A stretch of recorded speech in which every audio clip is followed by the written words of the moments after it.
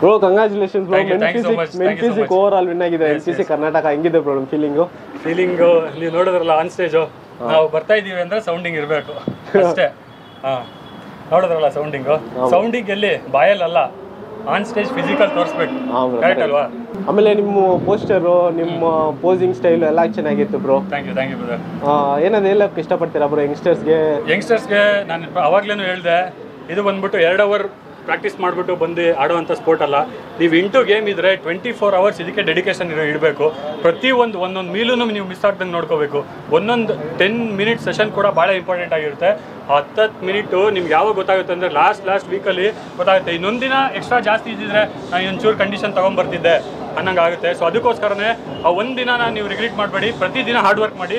So ಎಲ್ಲ ಯಂಗ್ಸ್ಟರ್ಸ್ಗೂ ನಾನು ಹೇಳ್ತೀನಿ, ಎಲ್ಲ ಜೊತೆಗೆ ಹೋಗೋಣ, ನಾವೆಲ್ಲ ಬ್ರದರ್ಸು. ಬ್ರೋ ನೆಕ್ಸ್ಟ್ ಕಾಂಪಿಟೇಷನ್ ಏನಾದ್ರು ಪ್ಲಾನ್ ಮಾಡಿದ್ದೀರಾ? ಶೇರು ಕ್ಲಾಸಿಕ್ ಆ ಥರ ಏನಾದರೂ? ಬ್ರದರ್ ನಾನು ಆ್ಯಕ್ಚುಲಿ ನನ್ನ ಫ್ರೇಮ್ ಮೇಲೆ ಇನ್ನೂ ತುಂಬ ವರ್ಕ್ ಮಾಡಬೇಕು. ಓಕೆ.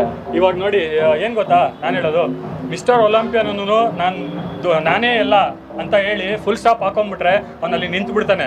ಸಕ್ಸಸ್ಸಿಗೆ ಯಾವತ್ತೂ ಫುಲ್ ಸ್ಟಾಪ್ ಇರಬಾರ್ದು. ಸಕ್ಸಸ್ಸಿಗೆ ಕಾಮ ಹಾಕೊಂಡು ಮುಂದೆ ಹೋಗ್ತಾ ಇರಬೇಕು. Okay bro. Okay, thanks bro. Thanks bro. ಒಂದು ಪೋಸ್ ಹೊಡಿಯಿರಿ ಬ್ರೋ ಒಂದು.